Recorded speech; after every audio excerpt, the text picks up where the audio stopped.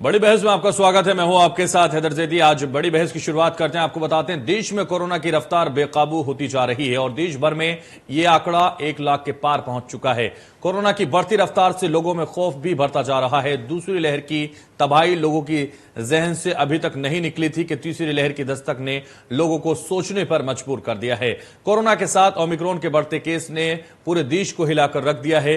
Corona की यह तबाही कब थमेगी, देश में कोरोना का पीक कब होगा, ऐसे बहुत से सवाल लोगों के मन में गूंज रहे होंगे। लोगों के जहन में सवाल यह भी है कि क्या दूसरी लहर की तरह ही भयावह तीसरी लहर भी होगी। कोरोना से कैसे बचा जाए, घर पर रहकर इसका इलाज कैसे किया जाए, ये वो सवाल हैं जो हर किसी के मन में चल रहा होगा। और इन्हीं सवालों का जवाब देने के लिए हमारे साथ डॉक्टरों का एक खास पैनल आज जुड़ेगा जो आपके हर सवाल का जवाब देंगे।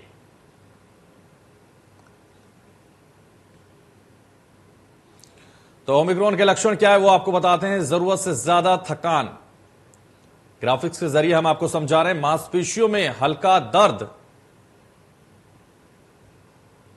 तो ओमिक्रॉन के लक्षण आपको बता रहे हैं। गले में खराश और सूखी खांसी भी हो सकती है। कुछ मरीजों में हल्का बुखार भी महसूस किया जा सकता है। तो ओमिक्रॉन के लक्षण हम आपको बता रहे हैं। क्या है लक्षण? अस्पताल में भर्ती होने की जरूरत नहीं है, यह भी कहा जा रहा है। अस्पताल में भर्ती होने की जरूरत महसूस नहीं होगी। जरूरत से ज्यादा थकान आपको महसूस हो रही होगी। तो ये इसके लक्षण हैं। ओमिक्रॉन के लक्षण हम आपको बता रहे हैं। मांसपेशियों में हल्का दर्द होगा और ये आपको महसूस होगा। गले में खराश और सूखी खांसी भी आपको हो सकती है। तो ये इसके लक्षण हैं। ओमिक्रॉन के लक्षण हम आपको बता रहे हैं। कुछ मरीजों में हल्का बुखार भी देखा जा सकता है। तो लगातार आपको जिस तरह से बता रहे हैं, अस्पताल में भर्ती होने की जरूरत नहीं है।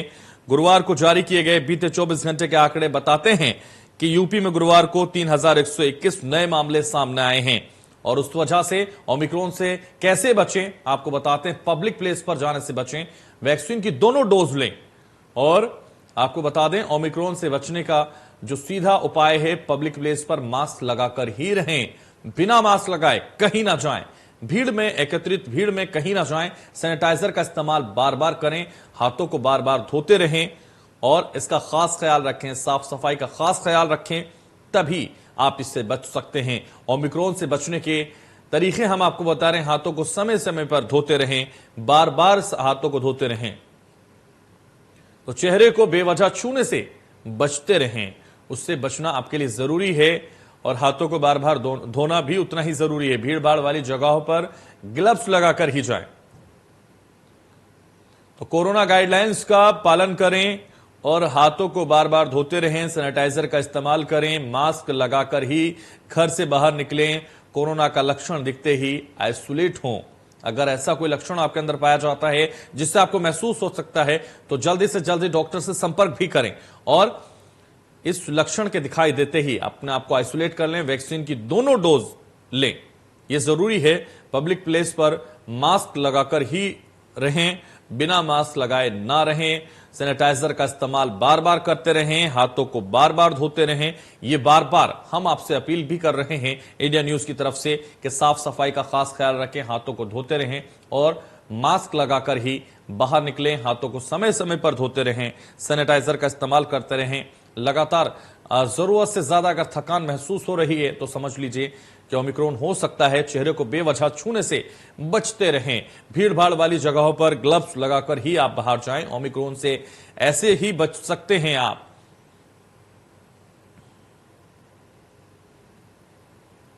तो ओमिक्रॉन से कैसे बचें, लगातार हम आपको बता रहे हैं। कोरोना का लक्षण दिखते ही आइसोलेट हों और लोगों से दूरी बनाकर रखें। क्या हैं ओमिक्रॉन के लक्षण वो भी हमने आपको बताएं और कैसे इससे बचा जाए वो भी हम आपको लगातार बता रहे हैं। मांसपेशियों में हल्का दर्द भी हो सकता है। वैक्सीन की दोनों डोज आपको लेनी है क्योंकि यह बेहद जरूरी है ओमिक्रॉन से बचने के लिए। तो पब्लिक प्लेस पर मास्क लगाकर ही रखें, बिना मास्क लगाकर ना जाएं।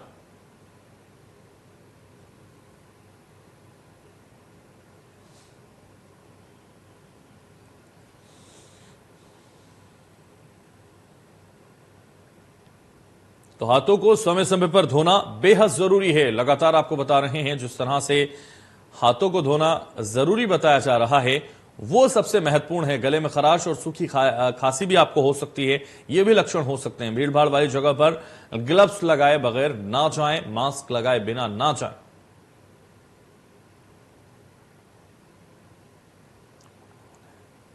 तो ओमिक्रॉन से कैसे बचा जा सकता है वो हम आपको लगातार बता रहे हैं। कोरोना का लक्षण दिखते ही आइसोलेट हों, यह सबसे ज्यादा जरूरी है। जल्दी से जल्दी डॉक्टर से संपर्क करें, उसकी सलाह के बिना कुछ ना करें।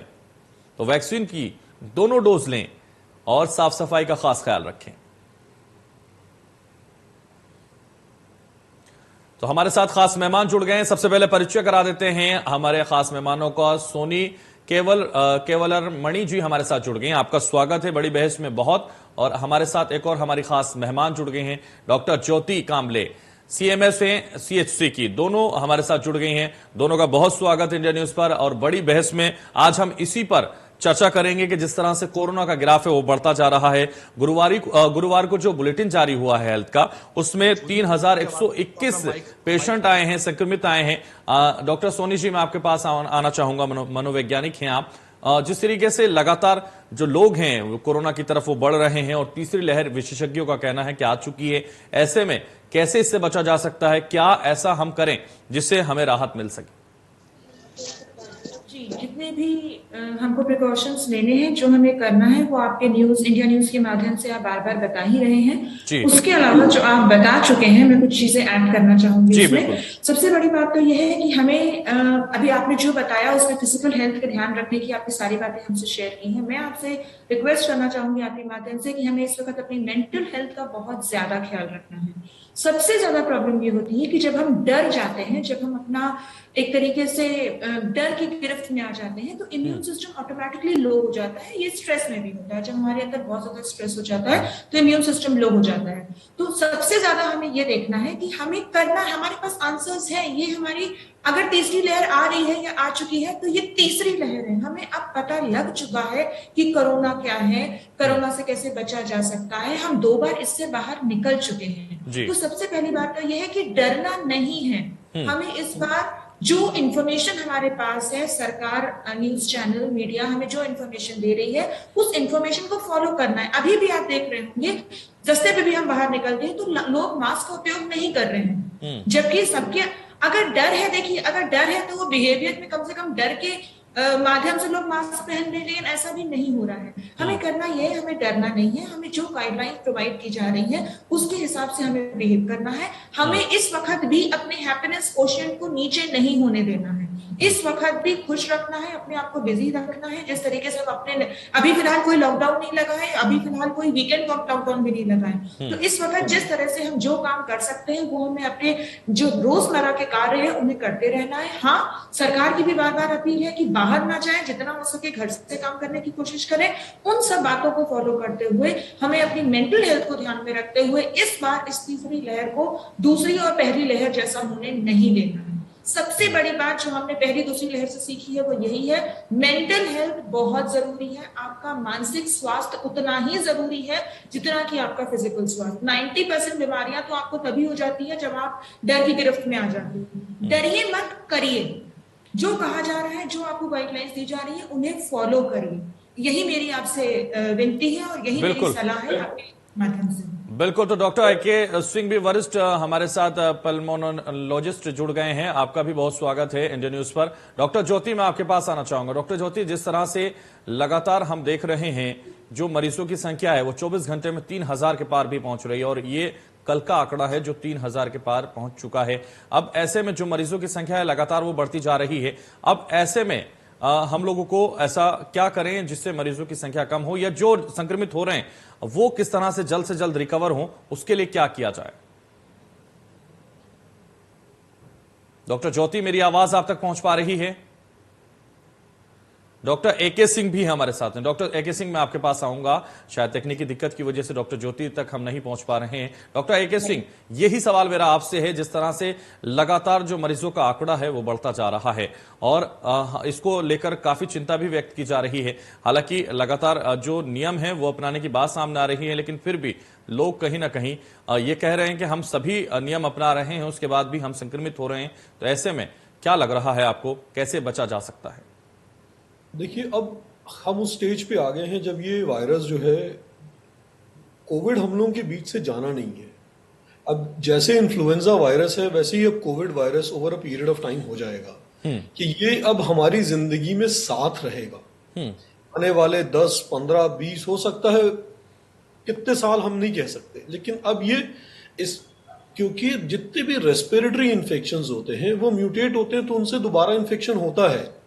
ऐसा नहीं है कि लाइफ टाइम इम्यूनिटी होती है कि एक बार आपको इन्फेक्शन हो गया तो आप लाइफ टाइम इम्यून हो गए। लेकिन एक फर्क है पहले सेकेंड वेव और अब में। फर्स्ट वेव और सेकेंड वेव में हमारी इम्यूनिटी इसको पहचानती नहीं थी, इसलिए एक नया वायरस था।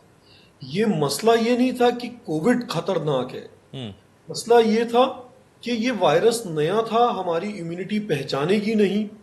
तो जब किसी चीज को आप नहीं समझते तो बहुत सारे रैंडम काम करते हैं। उसी तरीके से हमारी इम्यूनिटी नहीं पहचानती तो बहुत सारे रैंडम काम करती थी। उसी में साइटोकाइन सर्ज होता था। कई बार वायरस उतना नुकसान नहीं करता था जितना आपकी इम्यूनिटी आपको नुकसान कर देती थी। इस चीजों का डर और खतरा था। क्योंकि अब जो भी इसके फर्स्ट और सेकेंड वेव के बाद जो हमने सबसे अधिक अचीव किया वो वैक्सीनेशन अचीव की। वैक्सीनेशन का मतलब क्या है कि हमारी इम्यून मैकेनिज्म्स अब इस वायरस को पहचानते हैं, अगर पूरा नहीं तो कुछ हद तक। अगर हम वैक्सीनेशन ले रहे हैं तो मैं एक डाउट क्लियर करना चाहूंगा कि वैक्सीनेशन लेने का मतलब या पहले अगर इन्फेक्शन हुआ तो इसका मतलब ये नहीं है कि दोबारा इन्फेक्शन नहीं होगा। इन्फेक्शन होगा वैक्सीनेशन लेने के बाद भी।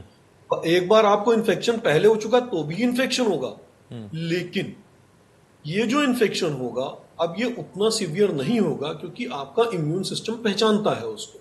और अब ये एक नॉर्मल जुकाम की तरीके से होगा जैसे पहले हुआ। आप टेस्ट कराएंगे तो पॉजिटिव आएगा, लेकिन जो पहले घबराहट थी, जो पहले मेडिकल सिस्टम में, गवर्नमेंट सिस्टम में लोगों के मन में जो घबराहट थी कि भाई हमारा इम्यून सिस्टम कैसे रिस्पॉन्ड करेगा, रिएक्ट कर पाएगा नहीं कर पाएगा, हम इस खतरे से बाहर, हम इस इन्फेक्शन से बाहर निकल पाएंगे नहीं निकल पाएंगे, क्या कॉम्प्लिकेशन हो जाएंगे, उसके चांसेस अब नहीं है। अब तक के जो भी वेरिएंट्स आए, कोई वेरिएंट ऐसा नहीं आया कि पिछले वेरिएंट के होने के बाद या वैक्सीनेशन के होने के बाद इतना खतरनाक इन्फेक्शन दे कि जिससे जान जाए। कोमॉर्बिडिटीज ठीक है भाई, पहले भी इन्फ्लुएंजा वायरस से जाने जाती थी। ऐसा नहीं है कि इन्फ्लुएंजा वायरस जो जुकाम होता था नॉर्मल, उससे लोगों की जान नहीं जाती थी जान, तो भी प्रॉब्लम होती थी, लेकिन वो एक पर्टिकुलर सबसेट था। उस समूह के हिसाब से नहीं था, उस नंबर के हिसाब से नहीं था, जैसा इस पैंडेमिक में हम लोग देख रहे थे कि हमारे हेल्थ सिस्टम्स ओवरवेल्ड हो जाएं, हम लोग रिएक्ट ही नहीं कर पाए। ऐसा नहीं था। अब जो जितने भी इन्फेक्शंस आएंगे, उम्मीद यही की जा रही है, वर्ल्ड ओवर जितनी भी साइंटिफिक बॉडीज हैं वो यही सोचती हैं कि ये जो इन्फेक्शंस आएंगे आफ्टर वैक्सीनेशन वो माइल्ड होंगे, बहुत कम केसेस होंगे जो सीवियर होंगे। ऐसा नहीं है कि सीवियर केसेस नहीं होंगे, पर बहुत कम होंगे। तो इसका मतलब ये है कि अगर आपको पॉजिटिव रिजल्ट आ गया और आपको पहले से वैक्सीन लग चुकी है या पहले आपको इन्फेक्शन हो चुका है और दोबारा आपको इन्फेक्शन, तो बहुत परेशान होने वाली बात नहीं है। इसको नॉर्मल जुकाम की तरह से लें, आइसोलेट करें, क्योंकि आपकी जिम्मेदारी है कि इसको बढ़ने से रोकें। क्योंकि अभी भी बहुत सारे लोग हैं जो वैक्सीनेट नहीं हो पाए पूरी तरीके से, उन तक जब तक वैक्सीनेशन नहीं पहुंच जाए, तो हमारी जिम्मेदारी कि अगर हम पॉजिटिव हुए तो हम अपने आप को जो है आइसोलेट करके रखें। वो पुराना वाला काम करना है, मास्क लगाना है, क्योंकि जब मास्क लगाते हैं तो हमें पता है कि हम इन्फेक्शन को फैलने से रोक सकते हैं। कुल मिलाकर गाइडलाइन का पालन करें और डरना नहीं है, लड़ना है, तो बिल्कुल अपने आप को भी बचा सकते हैं और सामने वाले को भी बचा सकते हैं। ये बहुत महत्वपूर्ण बात आपने कही। डॉक्टर ज्योति, मैं आपके पास आना चाहूंगा। डॉक्टर ज्योति हमारे साथ हैं। डॉक्टर ज्योति, जिस तरह से एक तरफ डेल्टा है और वो बरकरार है, लगातार वो हमारे बीच रहा, डेल्टा खत्म हुआ ही नहीं था, उसके बाद ओमिक्रॉन आ गया, अब ओमिक्रॉन की भी चिंताएं बढ़ती जा रही हैं। ऐसे में जो मरीजों का आंकड़ा है वो लगातार आपको बता रहे हैं हम कि 24 घंटे में 3000 के पार मरीज आ चुके हैं। गुरुवार का ये बुलेटिन है जो लगातार हेल्थ बुलेटिन जारी किया गया था, उसमें 3000 के भी पार जो है पहुंच चुके हैं मरीज। ऐसे में क्या कहना चाहेंगे आप इंडिया न्यूज के दर्शकों से कि किस तरह से वो इससे लड़ें, किस तरह से इसका सामना करें? देखिए, इसमें तो ये आवाज आ रही है सबको मेरी? जी बिल्कुल। Hello, okay, thank you.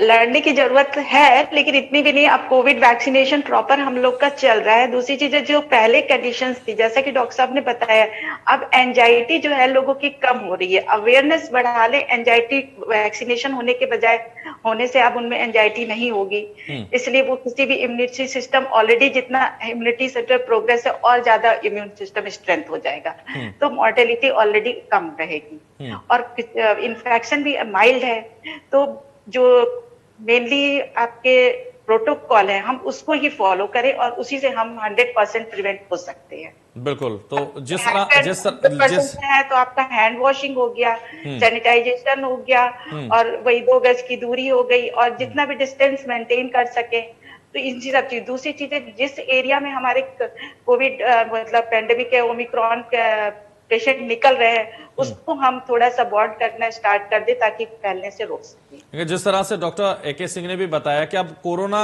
के साथ ही हमें जीना होगा, ऐसा कोई वक्त नहीं होगा कि ये मान लें हम कि कोरोना नहीं रहा, ये कब वक्त होगा?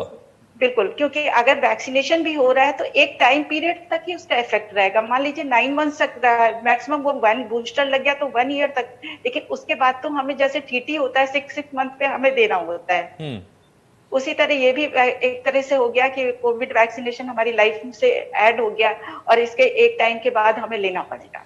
बिल्कुल, तो नियमों का पालन करना है और वो लेना होगा। देश में जिस तरह से कोरोना के पीक लहर की बात की जा रही है, डॉक्टर एके सिंह वापस आपके पास आऊंगा, तो वो ये पीक कब माना जाए, कब हम इसको पीक माने? मैंने आपको बोला अगर हम केसेस गिनेंगे तो शायद हम केसेस में पिछली बार से ज्यादा केसेस गिन लें, और अब जो टाइम है वो केसेस गिनने का टाइम नहीं है।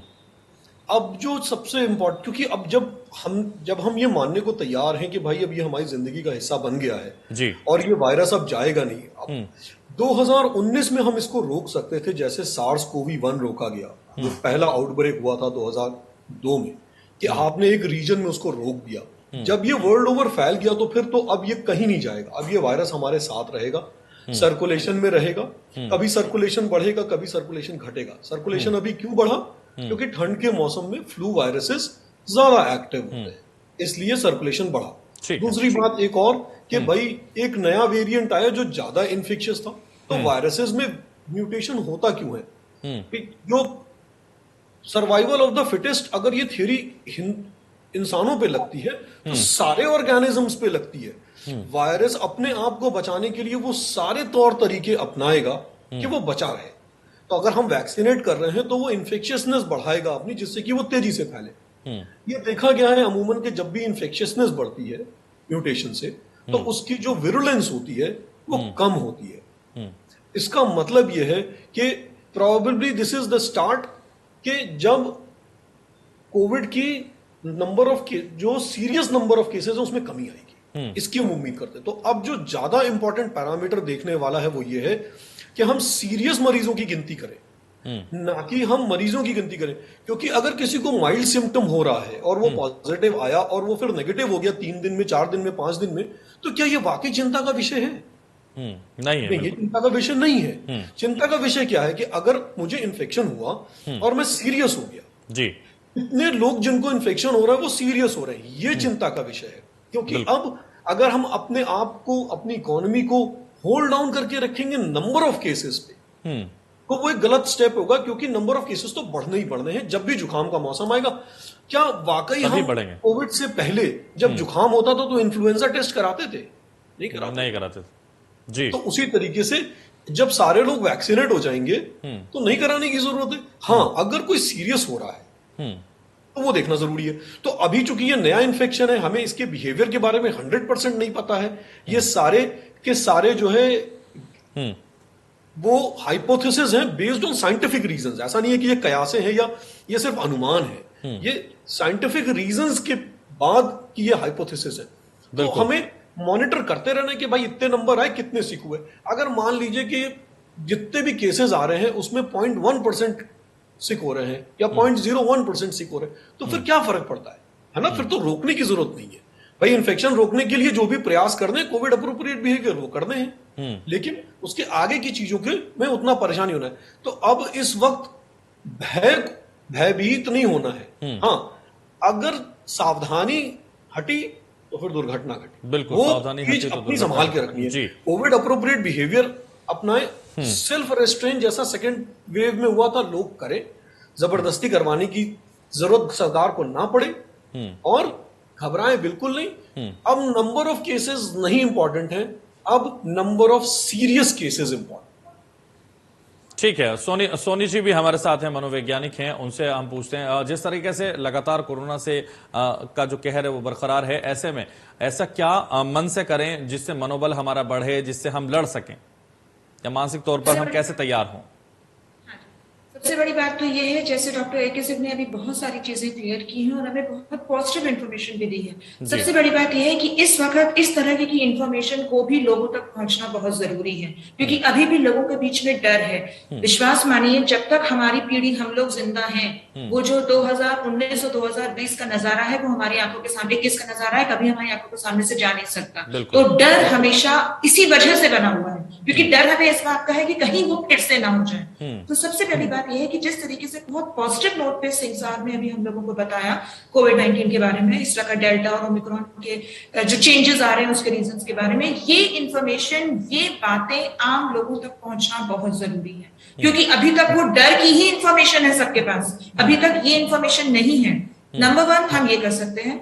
नंबर 2, अपनी नॉर्मल लाइफ को जितना हो सके कंटिन्यू करिए। यस, आपको सारे के सारे प्रोटोकॉल्स का फॉलो अप करना है, जो भी हमें बताया। वैसे भी आप मुझे बताइए, अगर आप अपने हाथ सैनिटाइज कर रहे हैं उसमें बुराई क्या है?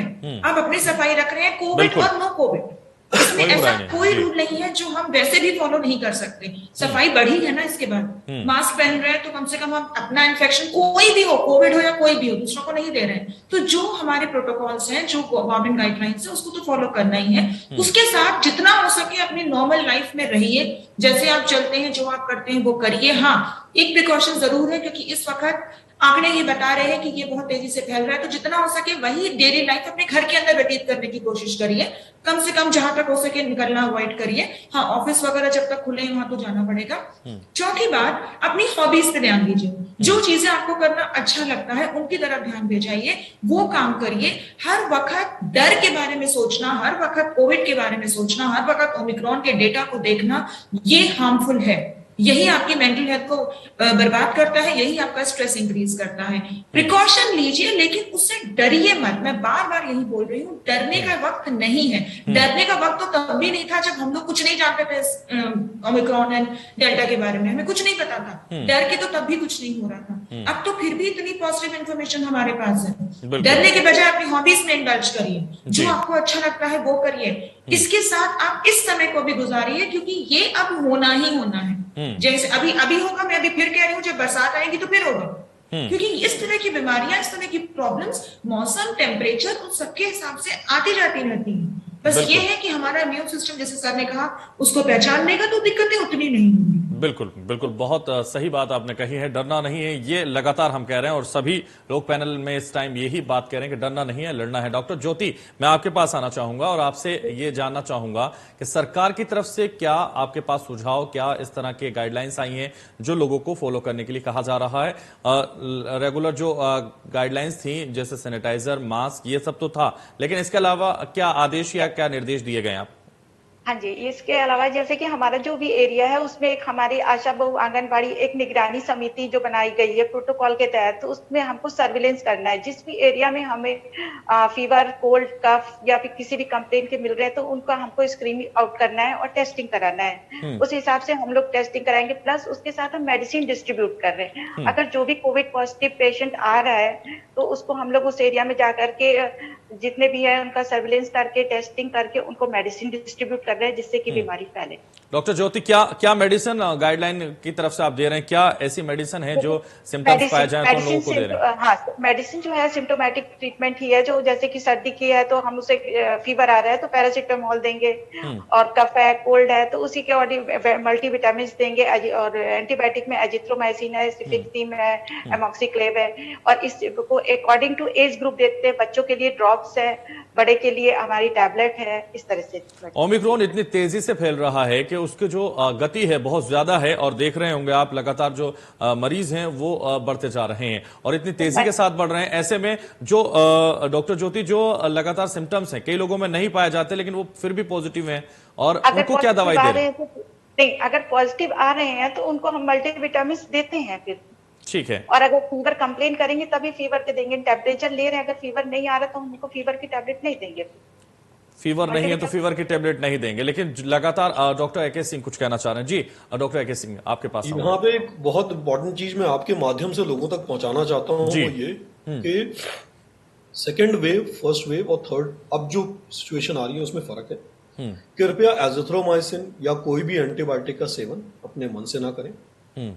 कोशिश करें कि डॉक्टर के टच में आए। हॉस्पिटल विजिट करने की जरूरत नहीं है, वर्चुअल प्लेटफॉर्म से जुड़े, डॉक्टर से फोन से जुड़े।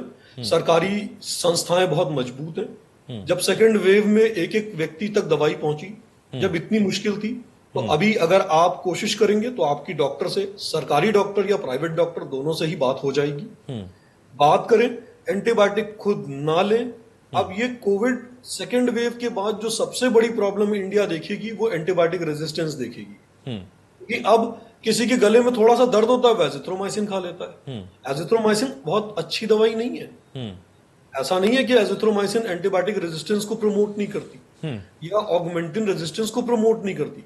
ये डॉक्टर को फैसला करने दे। जैसे डॉक्टर साहब ने कहा कि वो दें या हम लोग दें तो ठीक है। सरकारी प्रणाली जो हेल्थ सिस्टम की है या प्राइवेट, आप किसी से भी कंसल्ट करें और तब दवाइयों का सेवन करें। आप जो अपनी मर्जी से ले सकते हैं वो एक एंटी हिस्टामिनिक जैसे कि सिट्रिजिन या एलेग्रा, और बुखार की दवाई जैसे कि पैरासिटामोल, बस ये दो चीजों को तक ही अपनी सेल्फ मेडिकेशन को रेस्ट्रिक्ट रखें। कृपया एंटीबायोटिक ना लें। एंटीबायोटिक वायरल इन्फेक्शंस में नुकसान भी करता है।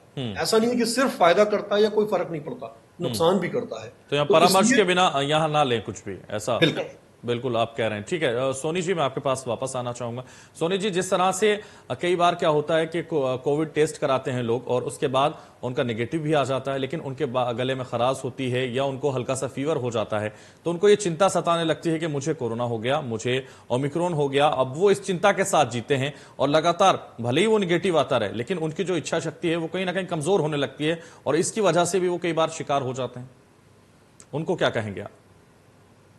देखिए सर, आपने बिल्कुल सही बात बोली है। इसको हाइपोकॉन्ड्रिया कहते हैं। जब आपको कोई भी सिम्टम आपको अपने अंदर दिखने लगता है, रिपोर्ट्स भी आ जाती हैं, वो भी कह देते हैं कि आपको ऐसा कुछ नहीं है, बट फिर भी आपको ये लगने लगता है कि आपको वो प्रॉब्लम है। तो ये इस वक्त कॉमन होगा, बिकॉज इस वक्त बहुत ज्यादा ये इंफॉर्मेशन फैली है। तो अगर हमें सही में, अगर हमें जुकाम, खांसी, बुखार नॉर्मल वाला भी है तो उससे डरने लगते हैं। सबसे पहली बात, अपनी मेडिकल प्रणाली पर विश्वास रखें, क्योंकि अगर आपकी रिपोर्ट नेगेटिव आई है तो उसका मतलब है आपको चीज नहीं है। दूसरी बात, अगर आपको उसके बावजूद कोई डर लग रहा है और अगर आपको रिपोर्ट पे भी यकीन नहीं हो रहा है, तो I think it's high time you should consult a psychologist. आप अपनी मेंटल हेल्थ का ख्याल रखें, बिकॉज ये डर अगर बढ़ता गया तो फिर वो ओमिक्रॉन से भी ज्यादा खतरनाक होगा, क्योंकि ये एक चीज तक सीमित नहीं रहेगा, ये और चीजों में भी जनरलाइज होने लगेगा। तो प्लीज मेंटल हेल्थ प्रोफेशनल से मिलें, अपनी काउंसलिंग सेशंस लें, उनसे बात करें और अपनी इस प्रॉब्लम को वहां से सुलझाएं। जैसा मैंने कहा, इन सारी प्रॉब्लम्स की जड़ अगर कोई एक चीज है तो वो डर है, और डर की वजह से ही ये सब कुछ हो रहा है।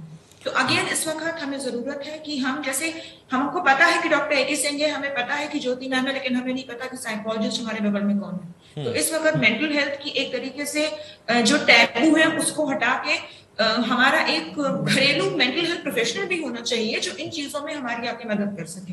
सो अपने मेंटल हेल्थ का बहुत ध्यान दें। अगर रिपोर्ट ना कह रही है, आपका दिल हाँ कह रहा है, it's time for you to visit a psychologist. बिल्कुल, तो मेंटल हेल्थ का ध्यान देना यहाँ जरूरी होगा। डॉक्टर ज्योति जी, मैं वापस आपके पास आना चाहूंगा। डॉक्टर ज्योति, जिस तरह से लगातार जो अभी आपने देखा होगा चुनावी रैलियां भी हुई, भीड़ एकत्रित हुई, वहां मास्क लोग लगाते हैं, लेकिन अगर वो वहां से हट जाते हैं, कुछ ही देर बाद वो मास्क हटा देते हैं, या कुछ आप देखते होंगे कि भीड़ भाड़ में लगा लेते हैं लेकिन फिर मास्क को हटा देते हैं, तो क्या इस तरह से हम बच सकते हैं कोरोना की लहर से? नहीं, इस तरह बच तो नहीं सकते, लेकिन उनको खुद भी अवेयर होना चाहिए, क्योंकि 2 साल हो गए हैं इसी प्रोटोकॉल को हम फॉलो करते हुए। अगर उनको नहीं समझ में आ रहा है तो एक बार हमें फिर से लगना पड़ेगा और सारे चुनाव रैलीज और जितने भी रेस्टोरेंट्स हैं या जहां भी है, जहां भी एंट्री गेट है, उन लोगों को बिना मास्क के एंट्री नहीं करने देना चाहिए। अब जैसे मेरे हॉस्पिटल में है तो मैंने सब तरफ लगा के रखा है बिना मास्क प्रवेश वर्जित है। तो प्लीज कम से कम हॉस्पिटल के अंदर अगर आप एंट्री कर रहे हैं तो मास्क लगा के एंट्री करें।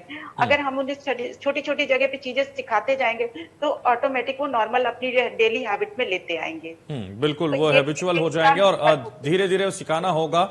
गवर्नमेंट की तरफ से ऐसा मास्क के लिए कोई प्राविधान? गवर्नमेंट कितना कर लेगी भाई, हम ही एक गवर्नमेंट होते हैं, हम ही एक पब्लिक होते हैं, सब लोग मिल करके ही सारे सेक्टर्स बने।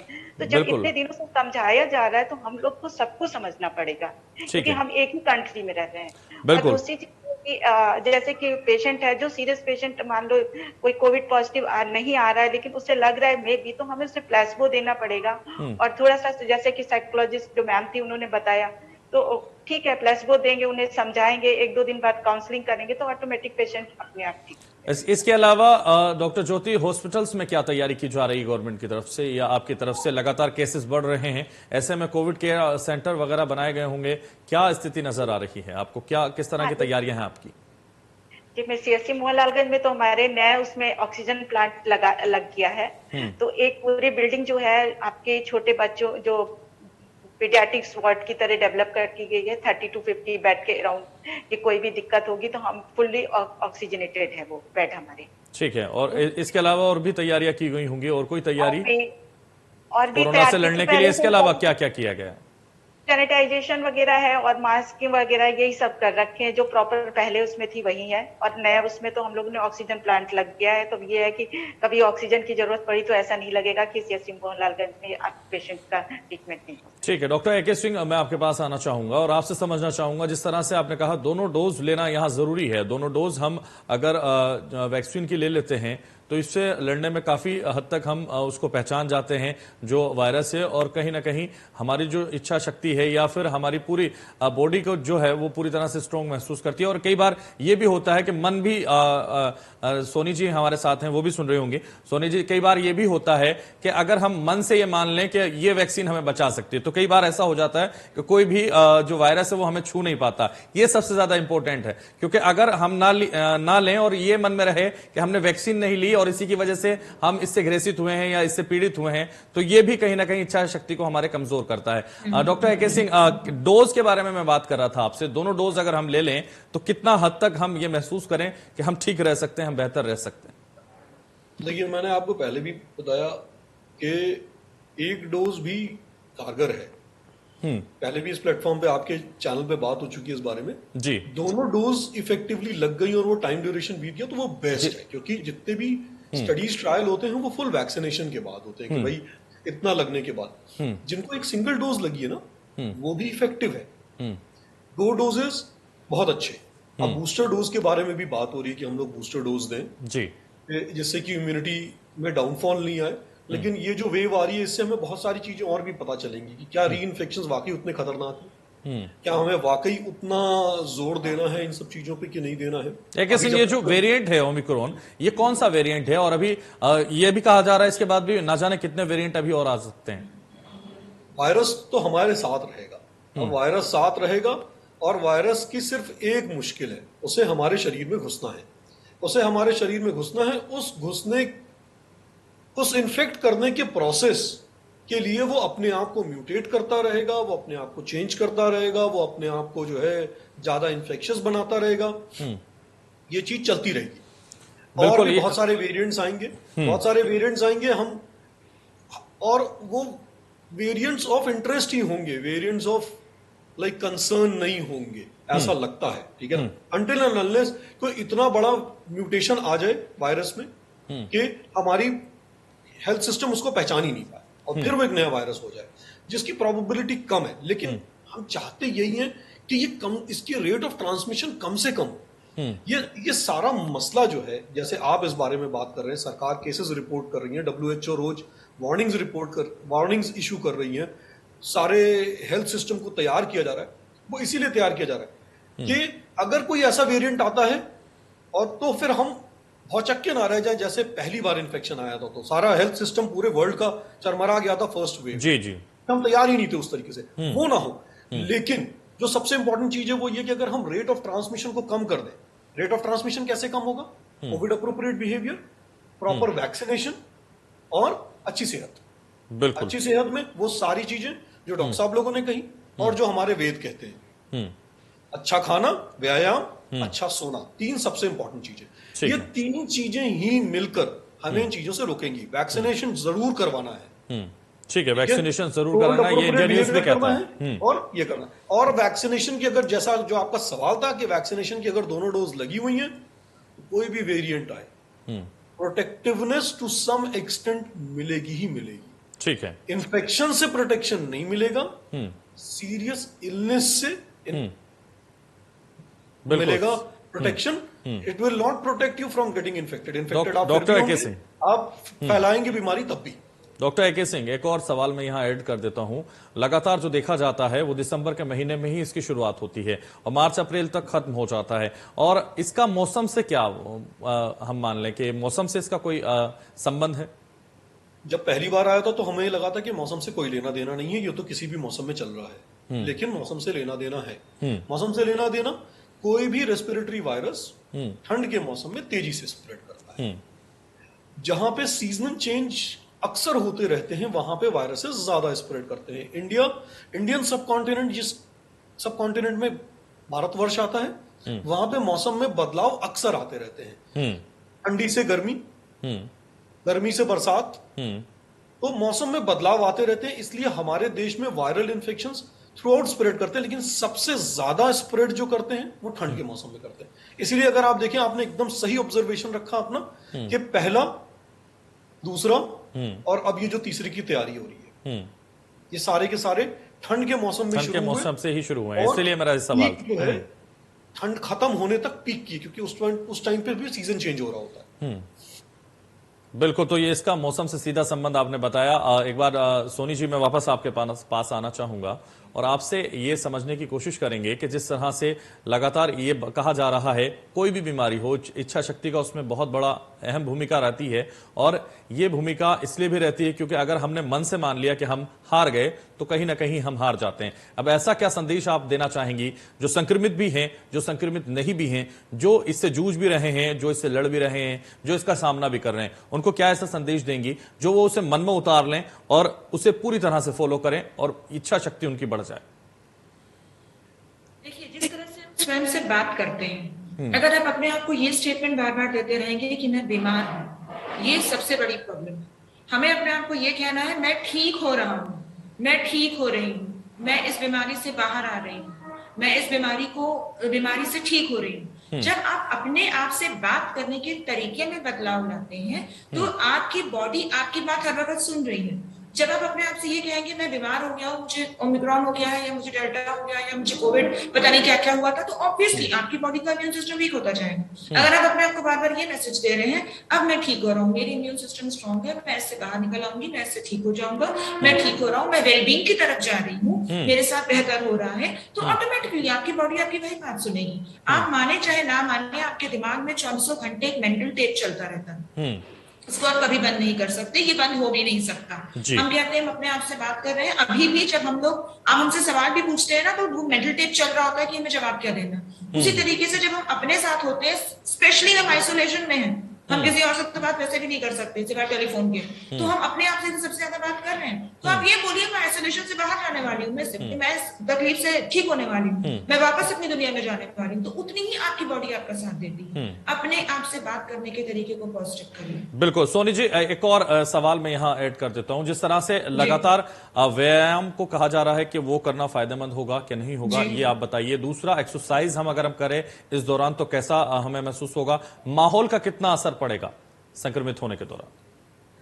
बहुत ज्यादा असर पड़ता है, क्योंकि एनवायरनमेंट हमारा, अगर एनवायरनमेंट में ही अगर नेगेटिविटी है तो उसका असर तो पड़ेगा ही पड़ेगा। तो सबसे पहली बात तो जिसको ये संक्रमण हुआ है उसकी फैमिली वालों को भी एक पॉजिटिव माइंडसेट रखना है कि ये हमारा व्यक्ति, हमारा फैमिली मेंबर ठीक हो जाएगा। आपने एक दूसरा सवाल पूछा था व्यायाम से रिलेटेड। व्यायाम जिस वक्त ये संक्रमण है, अगर उस वक्त उनको लक्षणों में, जैसे अगर हम ओमिक्रॉन की बात करें, अगर लक्षणों में बॉडी एक है तो व्यायाम उस वक्त तो थोड़ा सा मुश्किल होगा, लेकिन हल्के फुल्के व्यायाम वैसे भी कर सकते हैं। व्यायाम का सबसे बड़ा फायदा ये होता है कि हमारी ग्राउंडिंग होती है। जब हम व्यायाम करते हैं, हम किसी भी तरीके की एक्टिविटी करते हैं, तो हम इवन अगर हम डिप्रेशन के केसेस भी लेते हैं, उनको भी हम सबसे पहली बात ये बताते हैं फिजिकल एक्टिव हो जाइए। तो अगर हम किसी भी तरीके की बीमारी की पेशेंट्स की बात करते हैं और अगर उसमें हम उन्हें व्यायाम करने के लिए कहते हैं, तो सबसे पहले हम उन्हें धरती से जोड़ते हैं, ग्राउंड करते हैं। उसी के बाद आपकी सारी जीने की इच्छा शक्ति और जो आपकी अंदर वेलबींग है और जो आपके ठीक होने की ताकत है वो भी वर्क करने लगती है। तो हाँ, हल्का फुल्का व्यायाम कर सकते हैं, मेडिटेट कर सकते हैं, गाइडेड इमेजरी कर सकते हैं। गाइडेड इमेजरी के वीडियोस अगर आप यूट्यूब देखते हैं तो उस पर बहुत ज्यादा टिप्स होते हैं, वो अवेलेबल है, उन्हें सुने। अगर आप योग करते हैं तो आप योग करें। ये सब चीजें, ये देखिए, ये हमारे अपने कल्चर से रिलेटेड है, हम सब जानते हैं इनके बारे में। इसी चीज को वेस्ट कर रहा है तो हमको तो पता ही है कि क्या होता है। तो योग, meditation, exercise, guided imagery YouTube पे ढूंढेंगे मिल जाएगा। इन सब में इंडल्ज करें और उससे ज्यादा आपको राहत भी मिलेगी और आपके ठीक होने की प्रक्रिया भी जल्दी बिल्कुल शुरू हो जाएगी। डॉक्टर ज्योति, मैं आपके पास आना चाहूंगा। डॉक्टर ज्योति, जिस तरह से कहा जा रहा था जो तीसरी लहर आएगी वो बच्चों के लिए ज्यादा इफेक्टिव होगी, ज्यादा उनको परेशान कर देगी, और ऐसे में अब वैक्सीन भी आ गई बच्चों की, तो वैक्सीन उनको लग रही है। अब क्या मानते हैं आप कि क्या कितने प्रोटेक्टिव हैं बच्चे वैक्सीन के बाद? बच्चे भी प्रोटेक्ट, एक्चुअली उनके पेरेंट्स जो थे 18+ वाले लोगों को वैक्सीनेट हो चुका था। अब हमारी भी जो 15 to 18 के बीच में है बच्चे, उनको वैक्सीनेट किया जा रहा है। तो उनके घर वाले अगर 75% प्रोटेक्ट हो रहे हैं, जो 25% बच्चे बचे हुए थे वो भी हो रहे हैं वैक्सीनेट, तो हम एटलीस्ट 90% तक हम समझ सकते हैं प्रोटेक्टिव है। और दूसरी चीज ये है, जैसे आपने कहा कि प्रोटेक्शन, तो कुल मिलाकर हम सोशल को एक संदेश देना चाहेंगे कि साफ सफाई रखेंगे, स्वस्थ ताजा खाना खाएंगे, शरीर को स्वस्थ रखेंगे, बीमारी हमारे पास नहीं आएगी, कोरोना हारेगा, हम जीतेंगे। बिल्कुल, कोरोना हारेगा और हम जीतेंगे, यानी हिंदुस्तान कोरोना से जीतेगा, ये सब हम कह रहे हैं। डॉक्टर AK सिंह जी, मैं आपके पास आऊंगा। जिस तरह से मैंने डॉक्टर ज्योति से भी ये पूछा कि बच्चों के लिए बड़ा नुकसानदायक लहर बताई जा रही थी, तीसरी लहर, आप क्या समझते हैं? वैक्सीन भी आ गई है बच्चों की, लेकिन अभी भी ये माना जा रहा है कि बच्चों की जो इम्यूनिटी है उसको लेकर किस तरह से हम जोर दें, किस तरह से ध्यान दें? बहुत अच्छा सवाल है ये, पर इसका डायरेक्ट कोई इंटरवेंशन नहीं है। क्यों? क्योंकि अभी हम एक बहुत छोटे से बच्चों के सबसेट एज ग्रुप को वैक्सीनेट कर पाएंगे। मेजॉरिटी एज ग्रुप तो बच्चों की वैक्सीनेट हो ही नहीं पाएगी, क्योंकि अभी गाइडलाइंस ही नहीं है, अभी वैक्सीन ही नहीं है। तो ले देके क्या बचाएगा बच्चों को? सिंपल, स्कूल बंद है, बाहर बच्चे जा नहीं रहे हैं, तो बच्चों ने तो खुद को आइसोलेट कर रखा है। बच्चों को इन्फेक्शन के चांसेस किससे हैं? जो लोग बाहर जा रहे हैं। तो जब आप कोविड इनअप्रोप्रिएट बिहेवियर रखते हैं, जब आप मास्क नहीं लगाते हैं, जब आप इन्फेक्शन घर लेके जाते हैं, तो आप बच्चों को इन्फेक्शन देते हैं। तो तरीका वही है बच्चों को बचाने का। लेकिन डॉक्टर AK सिंह, बच्चे चंचल भी होते हैं, बच्चे घर से बिना बताए भी बाहर निकल जाते हैं। कितनी बार ये देखा जाता है कि परिवार को पता ही नहीं बच्चे बाहर घूम रहे हैं। हो सकता है वही संक्रमण कहीं से लेकर आ जाए, और इम्यूनिटी उनकी इतनी स्ट्रांग होती भी नहीं है, वो खाने पर भी ध्यान नहीं देते। कोविड के बाद माँ बाप एक चीज में तो बड़े सजग हैं कि बच्चे बाहर नहीं निकल पा रहे, पर फिर भी जो बचाने का तरीका है वो वही है जो मैंने बताया। और एक चीज इंपॉर्टेंट जो रह गई वो ये कि अगर घर में कोई भी बड़ा जिसको लगता है कि वैक्सीनेटेड है पहले से, लेकिन उसको जुकाम हो रहा है, बुखार हो रहा है, तो अपने आप को आइसोलेट कर ले बच्चों के पास अगले 10 दिन तक ना जाए, जिससे कि हम वो इन्फेक्शन ना दें। अब दूसरा सवाल कि अगर पहले से ही अब बच्चा बाहर चला गया और इन्फेक्शन हो गया तो क्या करें? तो अगर बच्चा बाहर चला गया और इन्फेक्शन हो गया तो वही तरीके हैं कि टेस्ट कराएं, जो नॉर्मल हम चीजें करते हैं, फीवर की दवाई, एंटी एलर्जिक वो दें, बच्चों के डॉक्टर के कांटेक्ट में आए। पहले वेव, सेकेंड वेव में हमने देखा कि बच्चों में जो इन्फेक्शन हो रहे थे वो बहुत सीवियर नहीं थे, मेजॉरिटी। कुछ बच्चों में जरूर कुछ सीरियस इन्फेक्शन हुए, तो हमें ध्यान देना है। जैसे बड़ों में ऑक्सीजन नापना है मॉनिटरिंग के टाइम पे, वैसे ही बच्चों में ऑक्सीजन नापना है, डॉक्टर की देखरेख में रहना है। अब उतना फ्लडेड मेडिकल सिस्टम नहीं है, इसलिए सबको उसी दिन डॉक्टर का अपॉइंटमेंट मिल जाएगा, वो परेशानी भी नहीं है। और ऑक्सीजन देखना है, अच्छा खाना पीना देखना है, हाइड्रेशन देखना है। बच्चे नहीं खाते बुखार के टाइम पे, ये नॉर्मल फिनोमेना होता है, लेकिन उनको हाइड्रेट करके रखें, जूसेस दें, पानी दें, ठीक है, जिससे कि हाइड्रेशन मेंटेन रहे, डिहाइड्रेशन ना हो बच्चों को, फीवर बहुत तेज ना चढ़े, क्योंकि फेब्राइल सीजर्स वगैरह होते हैं, इसके लिए पैरासिटामोल इस्तेमाल करें। अब बच्चे के डॉक्टर के कांटेक्ट में आए, टेस्टिंग कराने से ना डरें। अगर लगता है आपको कि घर में कोई इससे पहले किसी को जुकाम बुखार था या किसी को कोविड जैसा सिम्टम्स थे कि स्मेल नहीं आ रही थी, ऐसा कुछ, तो अगर बच्चा कोई हो रहा है तो उसकी टेस्टिंग करा ले, जिससे कि आपको अंदाजा रहे। और अगर टेस्ट पॉजिटिव आता तो घबराए नहीं। पहले वेव में जिन जिन लोगों को इन्फेक्शन हुआ उनके बच्चों को भी इन्फेक्शन हुआ, टेस्ट हमने नहीं कराया था। टेस्ट इसलिए नहीं कराया क्योंकि हमने मान लिया कि भाई सबको वही इन्फेक्शन होगा। बहुत सारे फैमिलीज को मैं जानता हूं कि जिसमें सिर्फ एक ही टेस्ट हुआ और उसके बाद पूरी फैमिली आइसोलेट हो गई और बच्चों को भी फीवर आया, बच्चों को भी जुकाम हुआ। तो जो डेल्टा वेव का प्रकोप आया वो क्या सिर्फ अडल्ट्स को इन्वॉल्व किया? नहीं, उन्होंने बच्चों को भी इन्वॉल्व किया। जिन फैमिलीज में इन्फेक्शन आया उनमें इन्फेक्शन हुआ बच्चों को भी। तो हम उम्मीद यही करते हैं कि बच्चों में भी ऐसा नहीं होगा कि जैसा हम प्रिडिक्ट कर रहे थे कि एकदम से अचानक से बहुत सिवियर वेव आएगी और वो बहुत घातक होगी डेल्टा वेव जैसी। ऐसी उम्मीद कम है, लेकिन अभी बहुत अर्ली है ये कह पाना, क्योंकि ये नया वायरस है, इसके बारे में पूरी तरीके से कमेंट कर पाना मुश्किल होगा। इसलिए हमें अपनी तरफ से वो सारी सावधानियां बरतनी है। डॉक्टर ज्योति, मैं आपके पास आऊंगा और चूंकि फाइनल कमेंट आपसे लूंगा। डॉक्टर ज्योति, जिस तरह से लगातार बच्चों के बारे में हम बात कर रहे हैं, डॉक्टर AK सिंह ने भी सब कुछ बताया, आपने सुना, लेकिन डॉक्टर ज्योति लगातार जिस तरीके से इस वक्त जो सर्दी है वो भी बढ़ी हुई है और बारिश भी लगातार हो रही है कई जगहों पर, तो ऐसे में जो कोल्ड कफ है, जो नजला है, वो ज्यादा बच्चों में देखा जा रहा है। ऐसे में वो क्या करें? क्या उनको टेस्ट कराना चाहिए या फिर फिलहाल उन्हें दवाई लेनी चाहिए या कुछ और दिशा निर्देश देंगे आप? बिल्कुल, पहले तो सबसे पहले बड़ों को ये प्रिवेंट करना पड़ेगा कि बच्चों को वो जो भी पेरेंट है उसका पूरा ध्यान रखें, साफ सफाई रखें, तो उन्हें कोल्ड और कफ नहीं हो पाएगी। अगर उसके बावजूद भी वो बीमार पड़ रहे हैं, जो भी पीडियाट्रिशियन है या डॉक्टर है उनसे वो सलाह लें और उनके सलाह के अकॉर्डिंग ही वो ट्रीटमेंट दे। अदरवाइज वो अपनी तरफ से उन्हें कोई भी ट्रीटमेंट नहीं दे। अपनी तरफ से वो साफ सफाई रखें, गर्म कपड़े पहनाएं और जो भी प्रिवेंशन नॉर्मल जो है वो करें, प्रोटोकॉल। बिल्कुल, तो डॉक्टर से वो सलाह लें। सोनी जी, मैं आपके पास आना चाहूंगा और फाइनल कमेंट आपसे भी लेना चाहूंगा। क्या कहना चाहेंगे दर्शकों से जिससे उनकी इच्छा शक्ति बढ़ जाए, जिससे उनका मनोबल बढ़ जाए और वो लड़ने, जिस तरह से लगातार हम कह रहे हैं कि कोरोना हारेगा, ओमिक्रॉन हारेगा, सभी वेरिएंट हम हराएंगे और हिंदुस्तान जीतेगा, क्या ऐसा संदेश आप फाइनल दें? जी। फाइनल संदेश में यही देना चाहूंगी, खुश रहिए, अपनी इच्छा शक्ति को स्ट्रॉन्ग करिए, अपनी मेंटल हेल्थ का ध्यान रखिए, डरिए नहीं। डरने का तो वक्त अब निकल चुका है, अब हमें समझना है, इसके साथ जीना सीखना है और अब जिंदगी आगे भी ऐसे ही चलने वाली है। तो उसके लिए अपने आप को तैयार करिए। ये समझ लीजिए कि ये हमारी जिंदगी का हिस्सा है। बस कुछ प्रिकॉशंस हैं जो हमें जरूर लेने हैं, उन्हें हमें अवॉइड नहीं करना है। और सबसे बड़ी बात, अपने आप को, अपने दिल को, अपनी मेंटल हेल्थ को मजबूत रखते हुए हैप्पीनेस के साथ, खुशी के साथ इस समय को भी निकालना। इस बार अगर तीसरी लहर है तो क्यों नहीं इसको खुशी के साथ निकाल के देखें।